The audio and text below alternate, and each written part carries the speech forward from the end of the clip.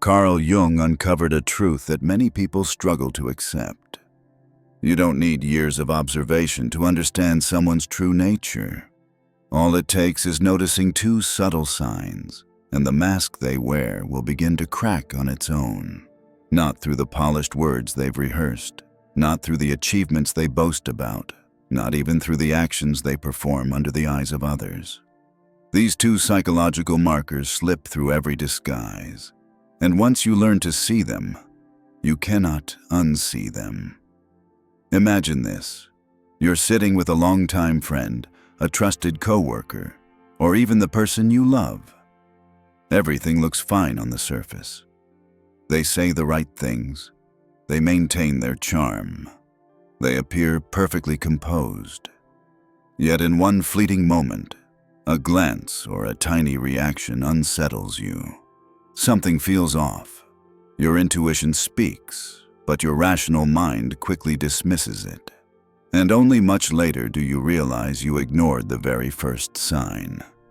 In this video, you will discover exactly what those two keys are, and why they not only help you read others, but also force you to confront the parts of yourself you've tried to hide. Stay until the end, and you'll see. The most unsettling revelation isn't about who other people really are, but about the shadow staring back at you in the mirror. The hardest part isn't that others hide their true nature. The hardest part is when you suddenly realize you've been living too long inside an illusion. You once believed someone was kind simply because they always smiled. You once thought someone was profound because they spoke gentle, thoughtful words. But then, in a single fleeting reaction, the mask slipped. A flash of contempt in their eyes, a tone laced with quiet anger, a careless gesture when no one was watching. And in that instant, you realized you never truly knew who they were. Within families, this truth often cuts the deepest.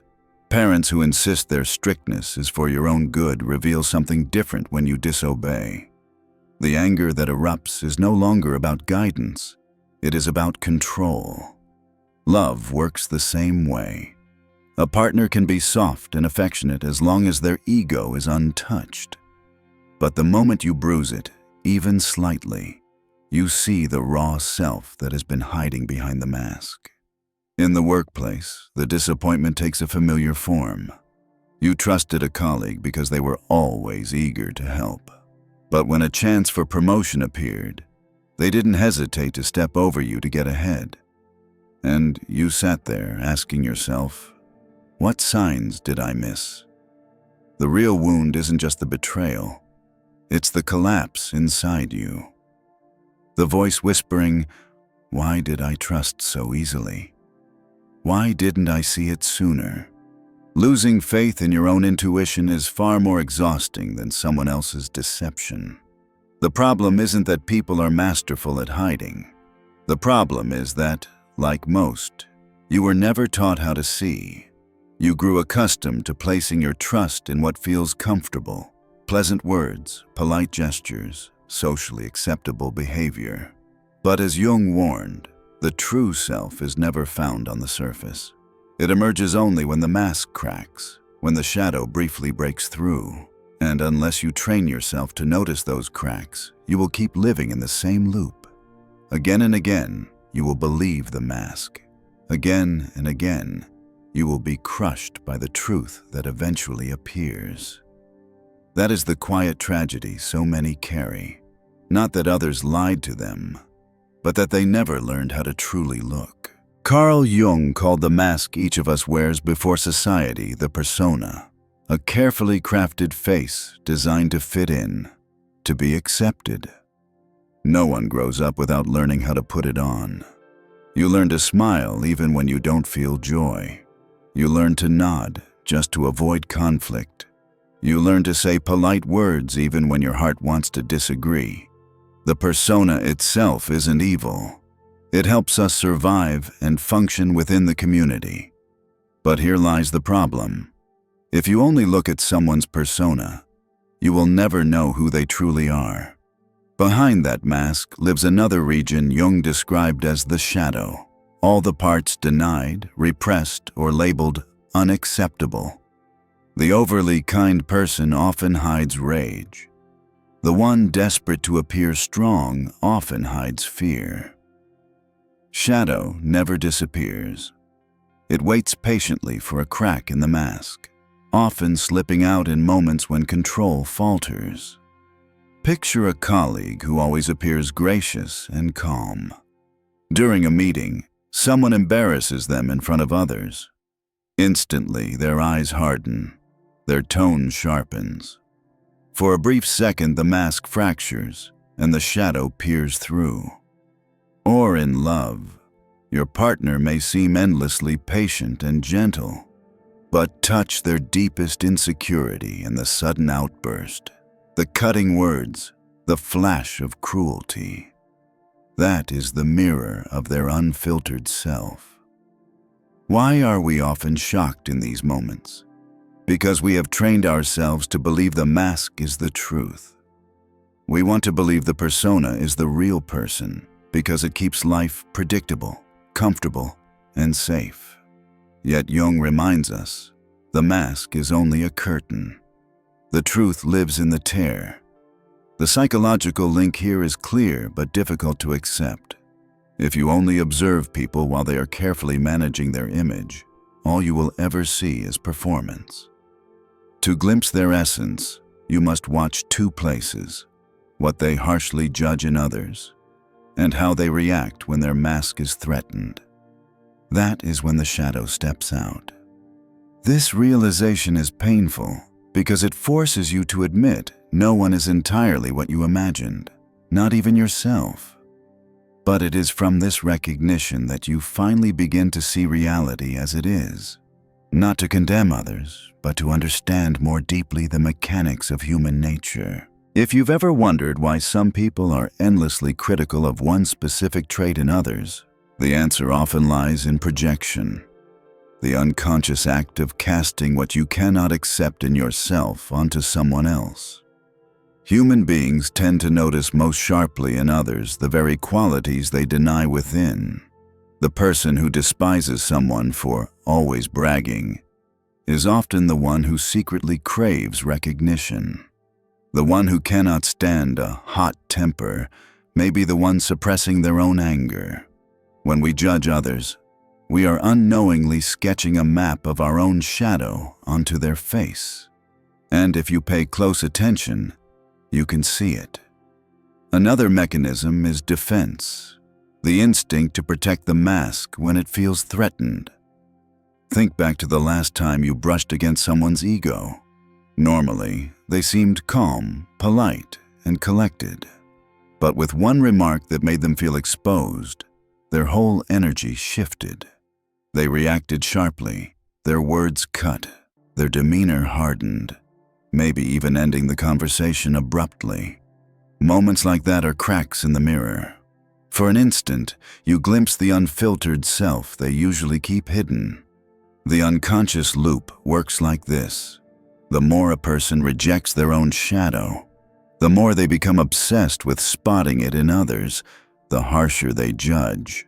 The harder their persona has to work to protect the image, the easier it becomes for extreme reactions to slip out. It is a tightening circle that traps them, but at the same time, it becomes an opening for you to observe. But here's the harder truth. These mechanisms aren't just in other people, they live in you too. Whenever you find yourself overreacting to a small behavior, whenever your criticism of someone feels way out of proportion to the situation, that is your shadow speaking. You don't escape the law Jung laid out. And if you dare to look honestly, you will realize every judgment and every defensive outburst is nothing more than a mirror reflecting the darkness within you that has yet to be integrated. The pivot point is this: to see someone's true nature, you don't need them to confess who they are. All you need is patience to watch how they judge and how they defend. Those are the two doors Jung pointed to, the places where the mask cracks and the shadow slips out. And consider this as an invitation. If you stay with this video until near the end, you will face a truth most people spend their lives avoiding.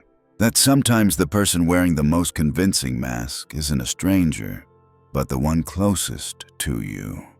When that realization arrives, seeing reality stops being a clever skill. It becomes a trembling confrontation with the heart. Imagine a large mirror hanging on a wall.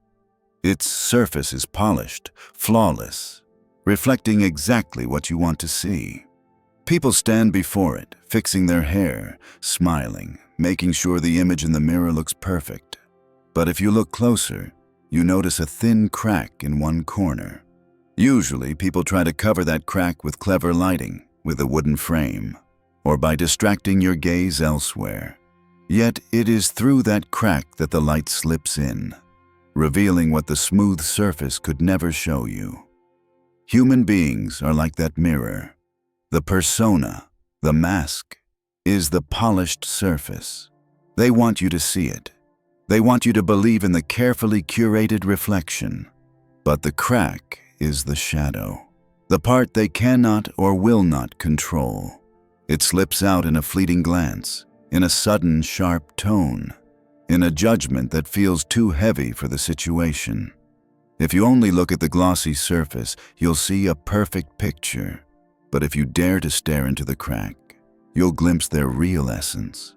The irony is that the more someone tries to hide it, the more obvious the crack becomes. The harder they cling to their perfect image, the more extreme their reactions when it is threatened. And just like a fractured mirror, the tighter they try to conceal it, the more brightly the light shines through. There are 3 qualities of this crack you must remember. First, it is small, but it reveals more truth than the entire polished surface. Second, light only escapes through the fracture, never through the flawless glass. And third, the crack never truly disappears. It waits for the right moment to show itself. So the next time you meet someone, instead of being dazzled by the spotless surface they present, pay attention to the tiny fractures, the details that seem harmless at first glance. That is where truth leaks out. And sometimes what you notice there will forever change the way you see them. The hardest part is not observing others, but daring to turn the mirror back toward yourself. Because if every crack in their reflection reveals a hidden shadow, then you too carry fractures of your own. And as Jung once reminded us, what unsettles you most in others often mirrors what you have not yet accepted in yourself. Ask yourself honestly, what trait in others irritates you the most? Is it arrogance? Is it control? Is it a weakness? If you look closely, you'll notice that in every judgment you make, there is always a trace of your own reflection. Perhaps you once longed for recognition but never admitted it, so you despise those who stand out too much. Perhaps you've lived with the fear of abandonment, so you scorn people who cling too tightly. Every time you react too strongly, it is your own crack in the mirror flashing back at you. The most painful outcome is when you refuse to face those cracks. You'll keep living inside a role, forcing yourself to be strong, polishing the perfect image, drifting further and further from who you truly are. But if you dare to face them, the shadow is no longer a threat. It becomes a resource, a reservoir of emotions, desires, and strength that you've been suppressing for too long. This is not easy. The first time you admit envy, you may feel ashamed. The first time you confess weakness, you may feel exposed. But if you move through that moment, you will encounter a strange kind of freedom. Liberation does not come from denying the darkness, but from acknowledging it. And the very moment you learn how to look into your own mirror, you will also begin to see others more clearly. Because once you are no longer afraid of your own shadow, you cannot be deceived by the mask they wear. We are quick to label. Someone who changes too often must be fake. Someone who hides their feelings must be dishonest. Someone who explodes in anger must be a bad person. But if you look through Jung's eyes, a different picture appears. What you call fake is often just a defensive mask, and what you call bad is usually a shadow that has not yet been integrated. This is the first point of reframing. The harder someone tries to appear perfect, the easier it is to notice their cracks. Not because they are evil, but because they have not yet faced the darkness within. Try shifting your language. When you see someone overreact, instead of thinking, "This person is dangerous," ask yourself, which part of their mask just got touched? When you hear someone criticizing harshly, instead of clinging to their words, ask, which shadow inside them is trying to break free? With that shift, you stop getting dragged into the emotion of the moment and start seeing the mechanism behind it.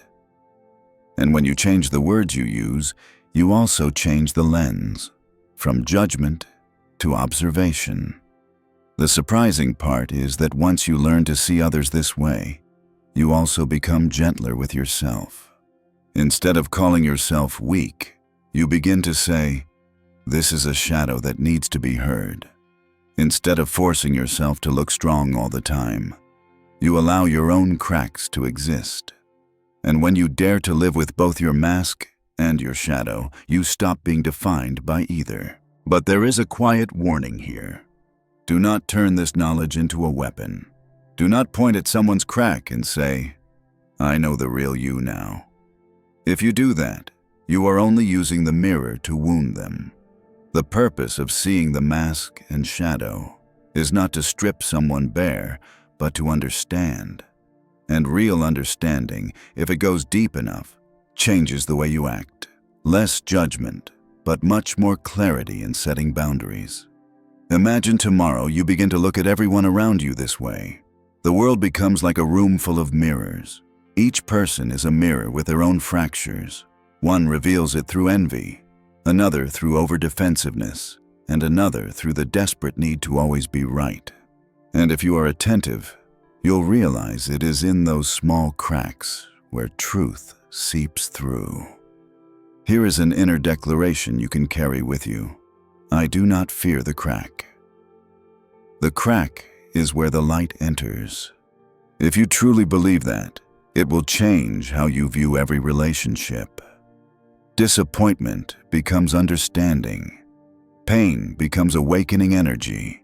And suddenly, what once felt like betrayal now feels like an invitation to see more clearly, to live with both shadow and light, without being deceived by the mask. Knowing that every mirror has cracks is one thing, but living with that awareness is another.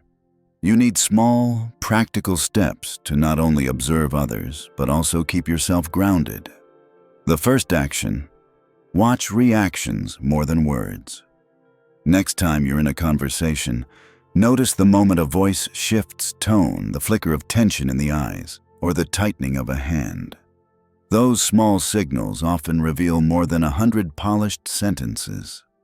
The second action: turn the question back on yourself when judgment rises.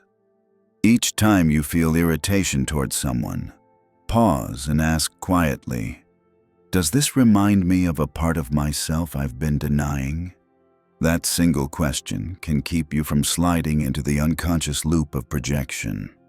The third action: try silence when someone's mask begins to crack. Most of us react instantly, either defending or attacking. But if you can hold a few seconds of silence, you'll see more clearly the shadow that just slipped through. That silence not only protects you, it also gives the other person space to glimpse their own reflection. These small practices won't turn you into a mind reader overnight, but they will slowly move you out of illusion and into sharper awareness in your relationships.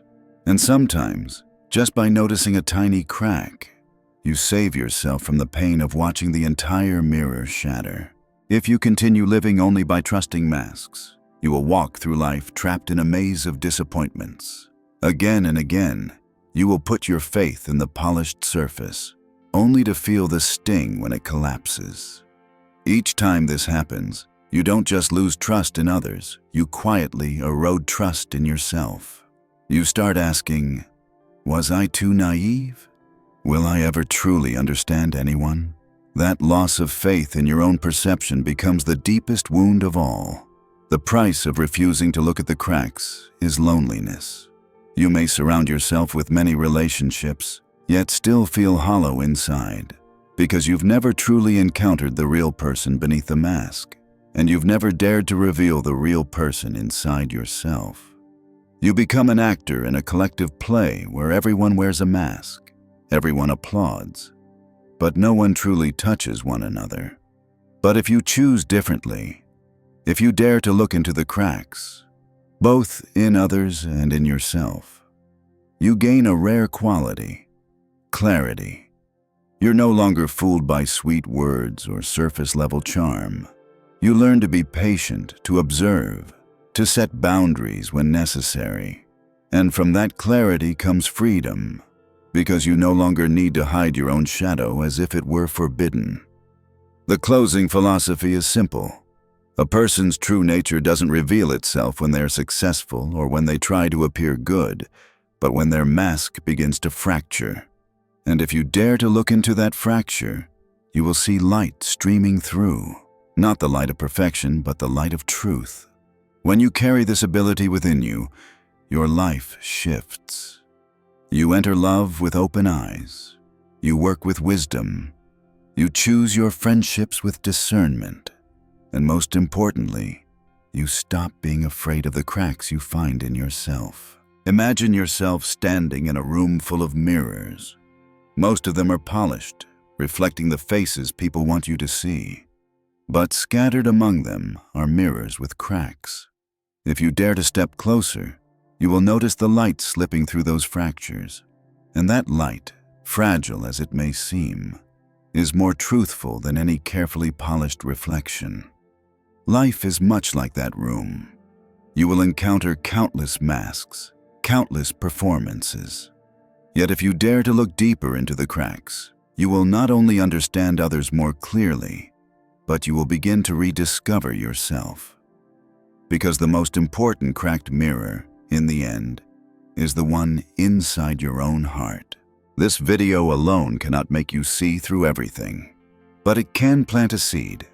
The next time you stand before someone, you might remember to pause, to notice a small detail, and to ask yourself, is this the mask, or is this the light shining through the crack? And if you choose to keep walking this path, there are deeper layers of Jung's wisdom waiting for you to uncover. Perhaps in the next video you will find another fragment of the mirror, one that helps you piece together a fuller picture of who you really are.